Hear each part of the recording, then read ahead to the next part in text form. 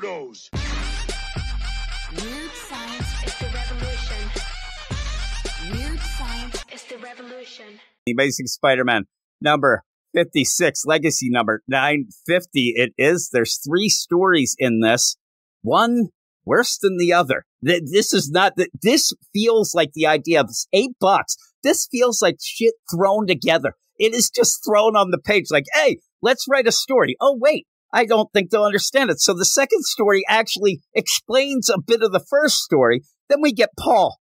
What the hell? I'm telling you, I'm going to curse it up this how do you think I feel? I'm like, I've read 650 issues in a row of this. Like, I haven't. What kind of life am I living here? I am out. It's written by Zeb Wells, pencils by John Romita Jr., inks by Scott Hanna, colors by Marcelo Menez, letters by VC's Joe Caramagna. Some people did criticize our last review of Amazing Spider-Man They said it was really good, you know, having a date where Spider-Man goes out and convinces Rhino, and I can't even remember the idea of, please, you're ruining my date, dudes. I'm like, really? You like that? Well, maybe they'll like this as well. You get the follow-up to that in this issue, so, you know, have at it. He ended up where Zeb Wells' run was going to end an issue ago, 2 issues ago. He wasn't going to end any of this Tombstone stuff. He was going to be gone. They asked him to stay on, probably because they were still looking for somebody to write. They ended up getting Joe Kelly. Maybe they want him to get a little bit ahead because you end up having this book twice a month.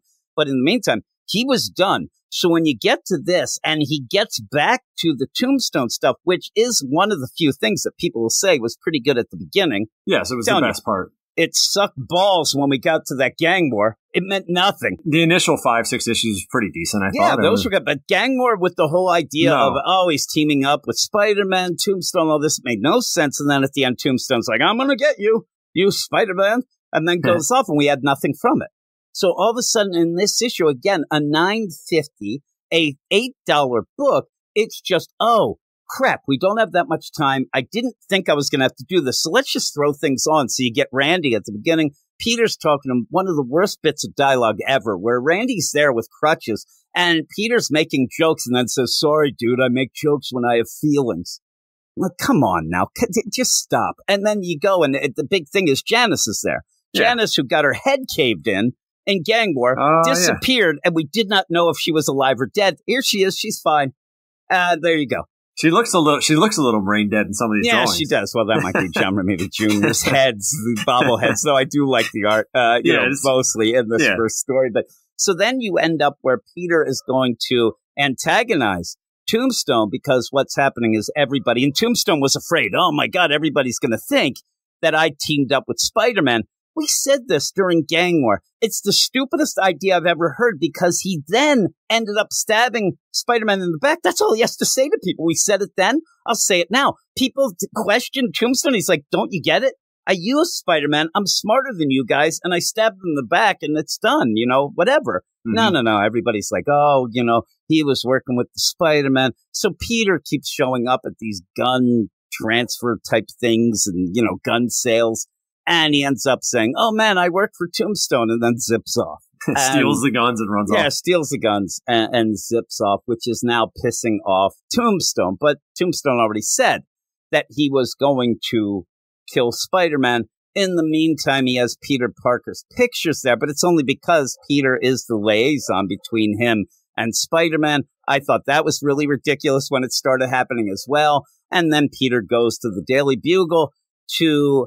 it seems get a job. Again, we're playing this idea. Yeah. At one point with Norman saying you have a job for life, you don't even have to show up. That got ripped apart 2 issues ago for no reason. It felt weird. And now in this, he's there at the Bugle, kind of walking around, but Robbie thinks he's thinks he needs a job, but then says, oh, these new kids will eat you up alive. I'm like, why are we doing this? Those people in there are in their mid-50s.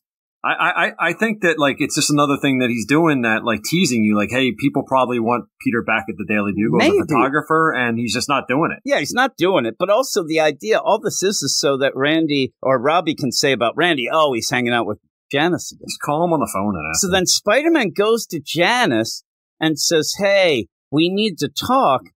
It seems like he then takes her to jail. It's weird because...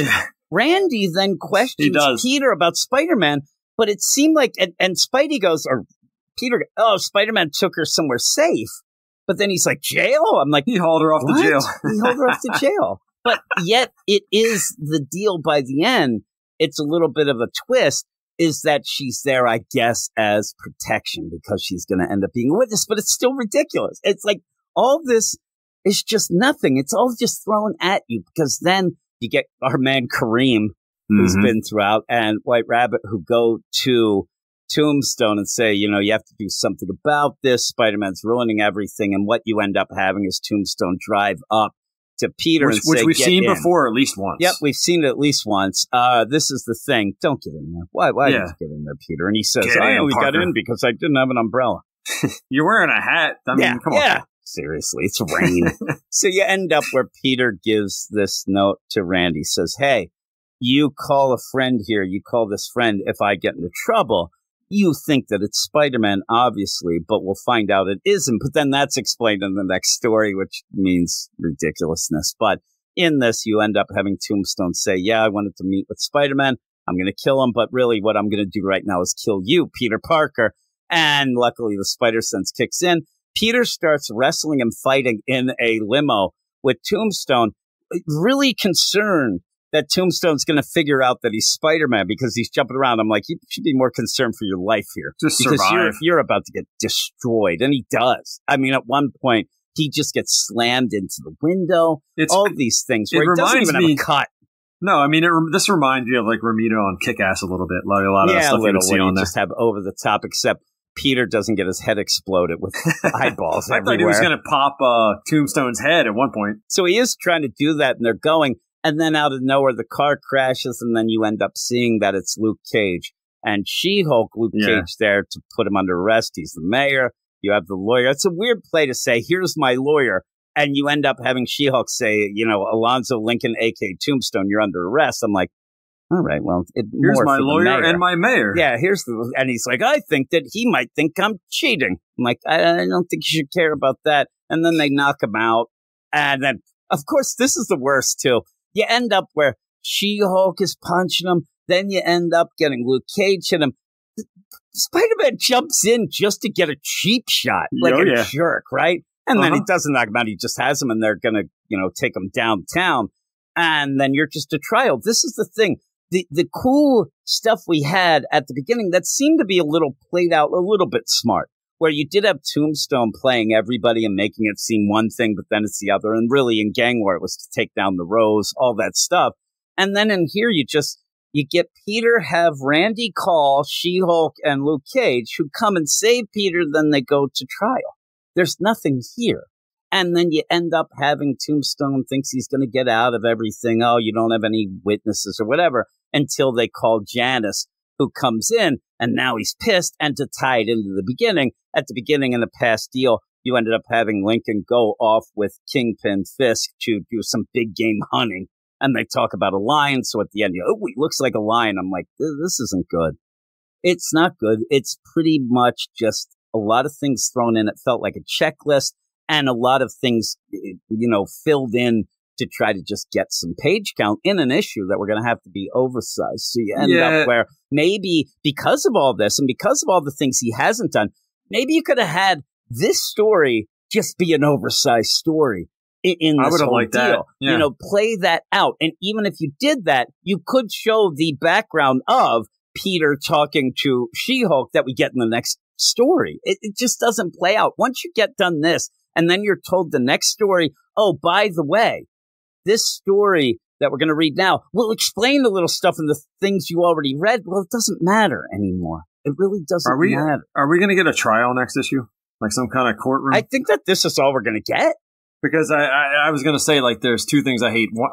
Number one thing I hate in comics is funerals, and the number one with a bullet is trials. There'll be a trial here. I hate it. Yeah. So, and did you see his face in that panel above where he talks about the lion? Yeah. Oh, yeah. What is going on there? I don't know. The one where he's smiling. Yeah. It's really odd because he thinks he's, his crap don't stink. And even Peter's look, when he's like smiling, he looks like a puppet. But overall, I still like the art enough. But I like that. That's like the most important story for the deal. The next story that we get into, though, again, it's just it doesn't mean it. Did you think matter. that was Wilson Fisk at the table there instead of the Rhino? Yeah, I actually did at first, even when I looked at it again. I mean, this thing doesn't matter, but it's a proxy written by Zeb Wells with art by Andres Genele, color art by Rachel Rosenberg, letters by VC's Joe Caramagna.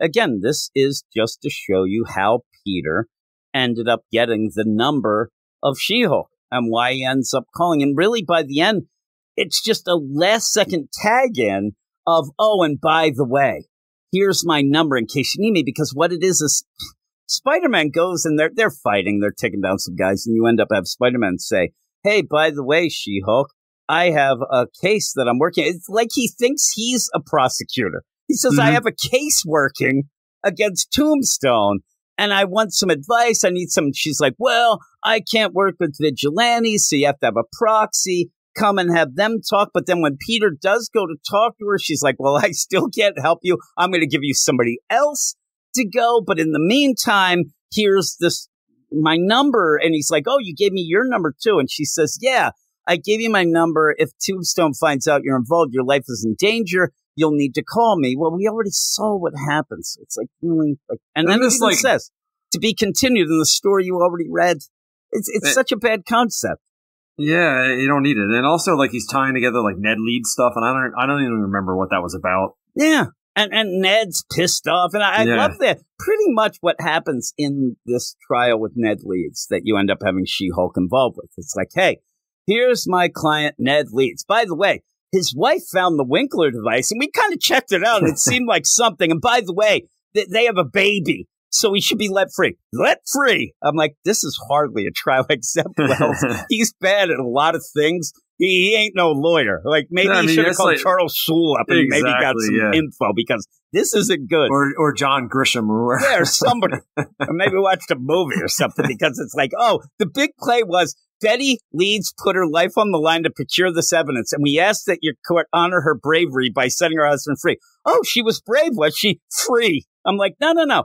Ned did a lot of crazy things. Yes, you're saying that he was controlled, but maybe you have to look into this Winkler device a little more. It's almost like it's just thrown out as evidence. They go, oh, Winkler device. All right, well, I get it. Free. No, it's ridiculous. And then he gets mad at Peter. You didn't get... Peter has a lot of other things going on, right? Including he should say, listen, my love of my life is dating this asshole Paul. I mean, I have no time for you, Ned. I helped enough. Remember, it was that he told Betty, hey, that's where the Winkler device is. And when she went there, it wasn't there because he didn't know and he was wrong. And this is what Ned's mad about. Ned, be happy you got off on the your wife worked hard and has a baby defense. Yeah, be happy you're even alive, dude. I think he was dead at least 10 times. I don't know what's going on. Ned Leeds, get out of here. Get out of town. I like that he's yelling at Peter. Peter's like, what the F did I do? Yeah. Like, really? And even Betty's like, Ned. And he's like, this was never a priority for you, Peter. I wanted Peter to turn around and say, no shit. Like, why would it be? I got my own problems, Ned. Get out of town, you jerk. But then, yeah, he goes and talks to She-Hulk. And also, if you also want to see, and she says, call Maureen O'Reilly. She's a bulldog. What's going on here? But you do have Tombstone's lawyer is the girl that had a couple of dates with Peter as well. But yeah, you have her there, so maybe they'll get involved with that. And then we have a third story, because those first two weren't enough, and this is a Paul story, and this is where Nick Lowe, in the little lettering deal after the first story, says that this is a story we've all been clamoring for. I said, thank God. I had to read it almost first. When I saw that, I'm like, I skipped that second story just to see, hopefully, Paul getting killed. He does not, and it seems like they're trying to make Paul a good guy.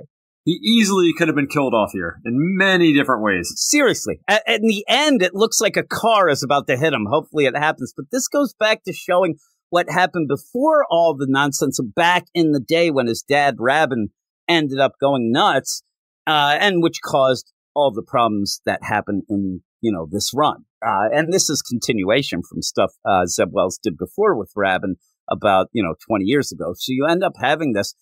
Paul of the past looks even worse than he does now. He's barely recognizable, and it does seem to me, it looks like what they're going to play is that he kind of has feelings for this one guy that used to work for his dad. I don't know. He seems very, very into this guy, but it's also that he wants to be a good guy and maybe help out people that were kind of screwed by his dad going crazy. I don't know. I don't know what this is about. I don't know why we have it. I don't know if I'm clamoring for it. Yeah, I'm not clamoring for it. And this is written by Zeb Wells with art by Ramon Rosales with, again, Rachel Rosenberg on colors and Joe Carmagna on letters. But at one point, I mean, he's there like cradling this guy who seemed to be dead at that point, but then he isn't.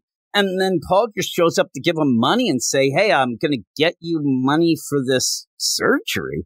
Also, why doesn't this guy recognize? I guess he didn't know him very well, but he doesn't even seem to recognize him at all. And Paul doesn't say, hey, it's me from before. Is this guy from the alternate dimension too? I don't know. No. And this is stuff that should have been happening here that caused the alternate dimension. That's the thing. By this point, we're so far removed from the Rabin stuff or whatever. Just give us Paul. And if you're going to give Paul, show something. I don't know. I hate Paul. You're never going to make me like him. But show something else that he does. Show something in the here and now that he's doing. Not go back to stuff that we're already done. Again, you're giving me a story that has already resolved itself, just like that second story. Because what this is bullcrap that is being thrown in because he was done. He was done the run. So he's like, oh, well, I'll do this and I'll throw Paul in and I'll do that. It's just so nonsense. you would rather see Paul, the man in the chair, controlling Jackpot? I mean, that's what he's Paul in the chair. He accidentally, he craps himself for some reason. He gets scared. He craps himself. Oh my God, I got to go and get some new pants. He walks out the door and gets hit by a bus. That's all I need. He's crapped his pants and gets hit by a bus. I was hoping he was going to buy one of these chocolates from this lady selling on the street here and choke on it. And die. Chocolate a line. Or I wanted him to go. And suddenly because Peter's there at the beginning and he's like, hey, I got to get going. Nice to hang out. And no anger at all. I wish that he's like, I'm going to kill this Paul. It's like a thruple situation. And I think that what you had in this, because again, by the end, I can't really tell you if Paul's a good guy or a bad guy, according to this. And I don't know if we're going to continue this in the other stories too, maybe as a backup running thing, whatever. It says the end, but I really just I want Paul to become a full-out villain and then just die. That's all I need, just to die. And I don't know.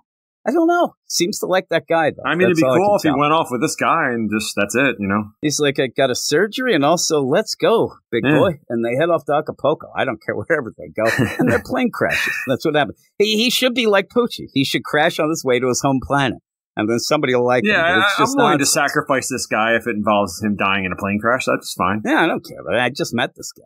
I don't care about him. And I don't like this guy's facial hair either. No, it's kind of dangly or something. Yeah, it's like a Fu Manchu with a soul patch. It don't work. It's a little too straight it's or something. Like a 90s grunge meets the, Wu-Tang. And I mean the Wu-Tang, the movies. I don't know what's going on. And then you see, original. I'm talking, the Shaolin movies. He's like the old master. I don't know. I don't know why we got this. I don't know why we're supposed to like it, but Niccolo says we're clamoring for it. Really? We're clamoring for it. But in the end, I thought that the first story, it's inoffensive enough. It has stuff that continues from before, but it just doesn't feel like it has any sort of oomph behind it. It doesn't feel like it has any sort of zing. It feels like this is something that, I got to come up with something else. Okay, I'll have this big fight. We'll have Peter Fang and She-Hulk and Luke Cage come and we're going to get a trial. It's just to set up that trial and also to get Janice to see that she's alive. That's all this was. And it really, those second story meant nothing, and Paul can go screw himself. Well, there's a lot of annoying meta stuff, too, where he keeps talking about loose ends. And it's clearly just plot points that have to be clear. Yeah, again, it's loose ends because all of a sudden Zeb Wells is like, oh, crap. Yeah, it's annoying. Hopefully you get a sentient mailbox that can, get us out of this stupid dark web shit. Get Cody Ziegler on this joint. Can't stand it. Yeah, really. That guy. Everybody's telling me how great that. I've not heard one person talking about that Deadpool book at all. But here we are. What would you give this? I mean, I agree with you. I would have liked to see maybe 5 more pages in the front thing, and just that's it. And I probably would have then given it a 6.5, but I'll just give it a 6. Yeah, I'm a 5. I'm a 5 overall. Even John Romita Jr.'s art that we said we like, there's some really wacky. There are some wacky things, but at least it bookends the story a little bit. I like that he's able to jump back on for the end. That's fine. That's all. Yeah. You are all all weirdos. Weird science is the revolution. Weird science is the revolution.